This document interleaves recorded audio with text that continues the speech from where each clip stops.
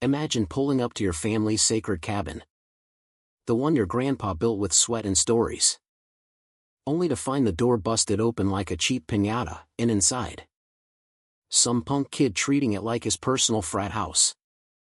But here's the kicker, his mom, the almighty HOA queen, swears it's community property, and she's about to call the cops on you for defending what's yours.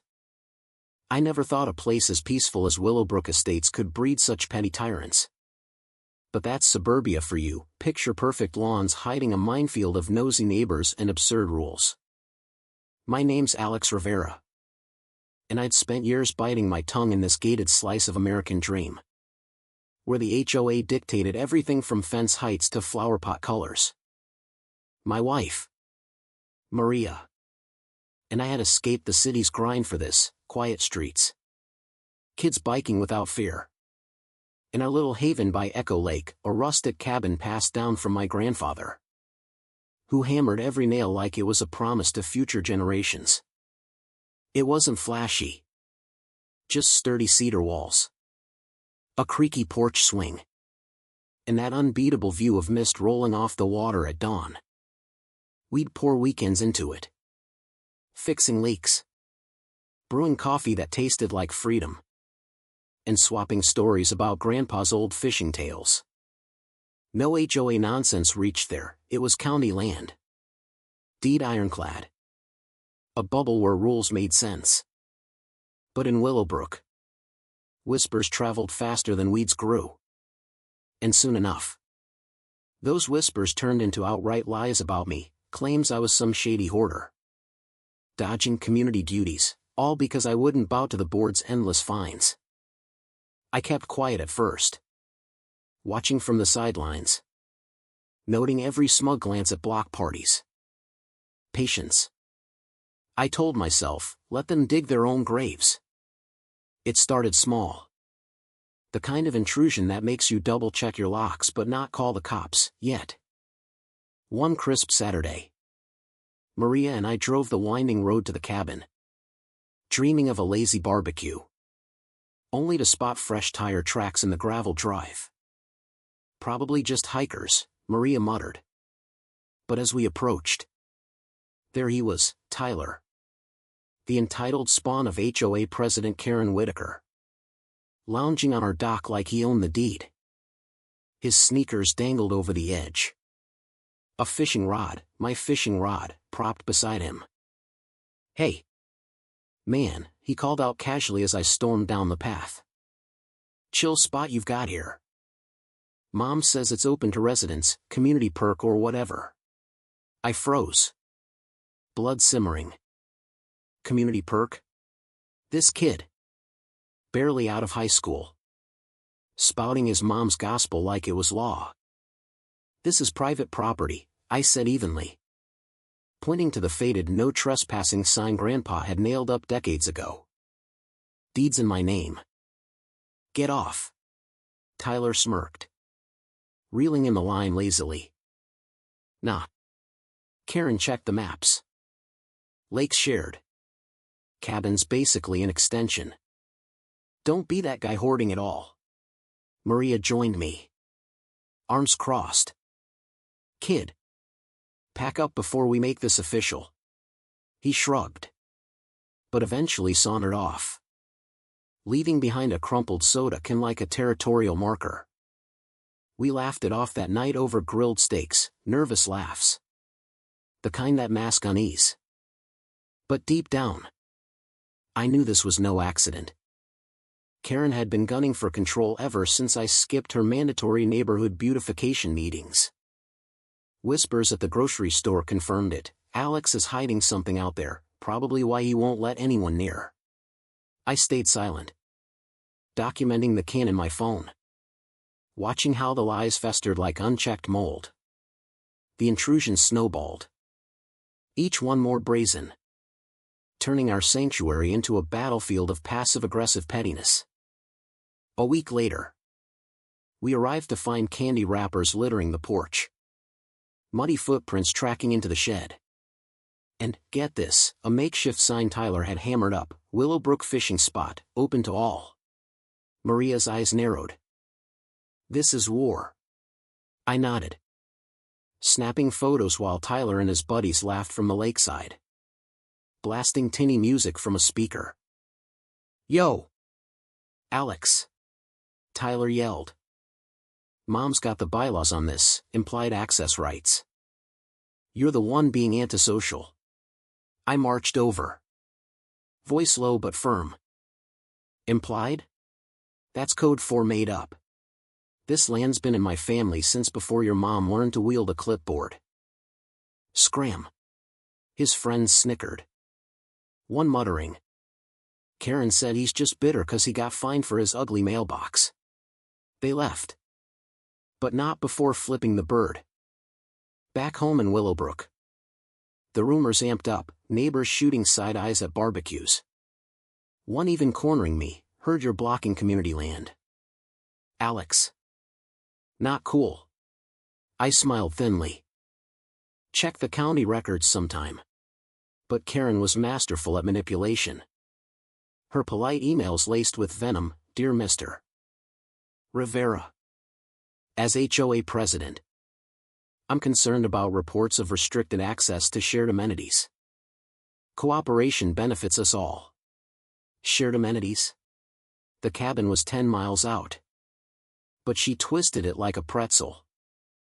Soon, Tyler's visits became routine, cigarette butts on the steps. A half-built fire pit using our wood. Even a cooler left behind with a note, thanks for the spot, Karen approved. Each time I chased him off, he'd quip. Mom'll sort this, she's all about order. Maria fumed. Order? This is chaos with a smile. I filed quiet complaints with the sheriff. But they brushed it as kids being kids. Meanwhile, Karen ramped up the smears, at the next HOA meeting. She announced sweetly. We've had complaints about certain residents monopolizing external properties. Remember, Willowbrook thrives on unity. Eyes darted my way. I sat there, silent. But inside, I was cataloging every word. Every violation. The cabin fund she started collecting, dues for lake maintenance, smelled fishier than the dock after a storm. Neighbors grumbled but paid. Buying her line that it funded community events. I watched her fear of losing control bubble up. Her smiles turning forced as I skipped fines. One evening, catching Tyler stacking chairs on our porch like it was his Airbnb, I confronted him, your mom's rules don't fly here. Kid. This ends now. He grinned. Bet? She's got pull. Pull. My ass, but the moxie was almost comical. If it wasn't my legacy on the line. The boiling point hit like a summer squall. Raw and unavoidable. Exposing the rot beneath Karen's polished facade. We pulled up one Friday dusk to chaos, the cabin door swung wide. Lock pried off like it offended someone. Inside, the place reeked of stale chips and entitlement, drawers rifled. Grandpa's old blanket tossed aside. A duffel bag spilling clothes onto the floor. And there, bold as brass, Tyler sprawled on the couch with his crew.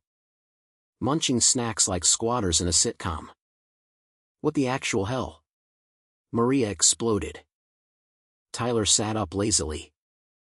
Easy. Lady. Karen cleared it, this is our weekend hangout. Community cabin. Remember? I stepped forward. Voice steel. Breaking and entering isn't a perk. Son. Out. Now. His buddies chuckled nervously. But Tyler doubled down, call the cops if you want.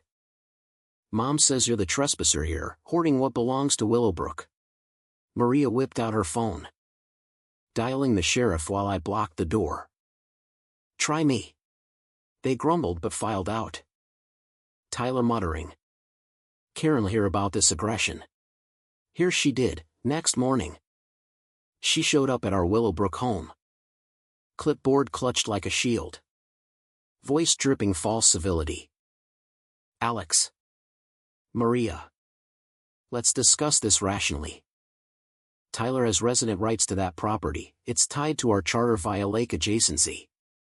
I leaned on the doorframe. Calm. Charter? Show me the clause. Karen. Or admit you're making this up to flex. Her eyes flashed. I'm upholding standards. You refuse inspections. Dodge dues, this is about fairness.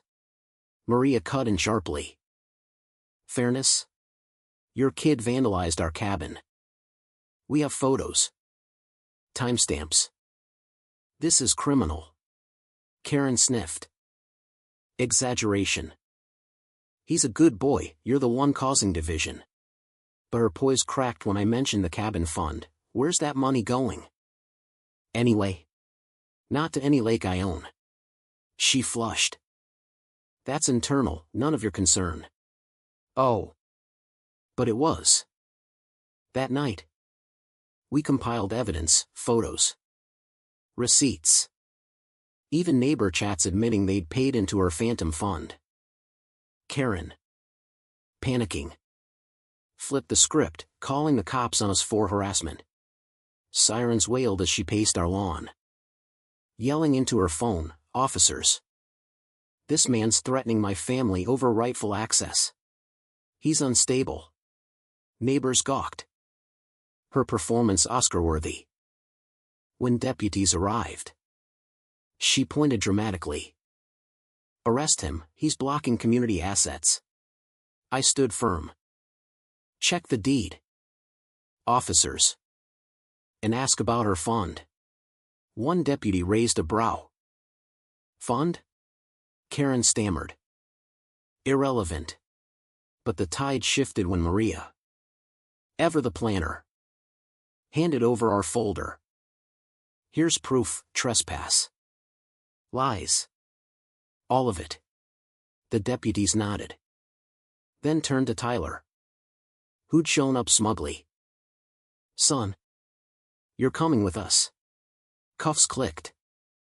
Karen's jaw dropped. What? No, this is outrageous. Her voice cracked. The mask slipping into hilarious hysteria. I'm the president. The deputy deadpanned, not of the law. Ma'am. In the courtroom blaze that followed. Karen's empire crumbled like a house of poorly filed cards. Delivering sweet, savage justice that left everyone chuckling through their fury. The hearing packed the county hall, neighbors crammed in. Whispering as I laid out the evidence, deeds. Photos of the break-in. Bank stubs from her fund. Karen took the stand. Prim and proper. As HOA leader, I act for the greater good. The cabin's adjacency implies shared use, it's about unity. Not greed. The judge leaned forward. Implies? Show me the map. Mrs. Whitaker. She fumbled papers. Well, it's interpretive. Snickers rippled through the crowd. I countered calmly, interpretive like her fund? Residents paid thousands for lake access that doesn't exist. Gasps echoed as Maria presented spreadsheets, money funneled to Karen's personal accounts. Expenses for non-existent cleanups. A neighbor stood, you charged me $500. For what?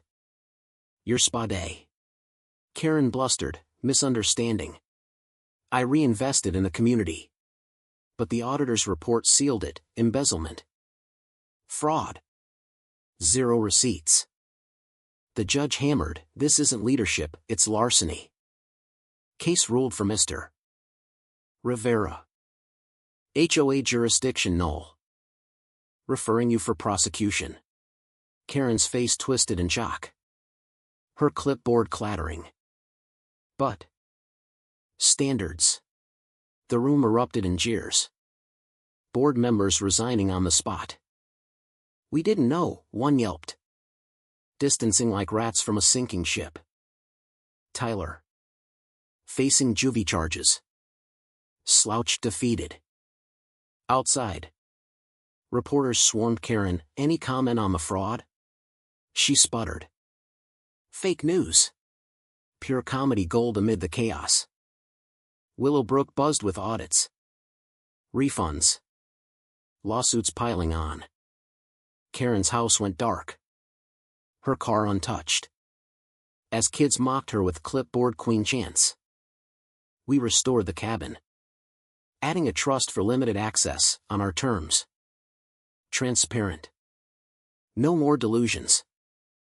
Neighbors thanked us quietly. You exposed her, we were blind. Maria and I sat on the porch one sunset.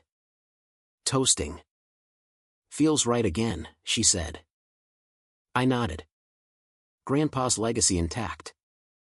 Stronger for the fight. So, was Karen the real victim of overzealous residents, or just a power-hungry fraud who got exactly what she deserved? Drop your take below. Who's the true villain in these HOA horror shows?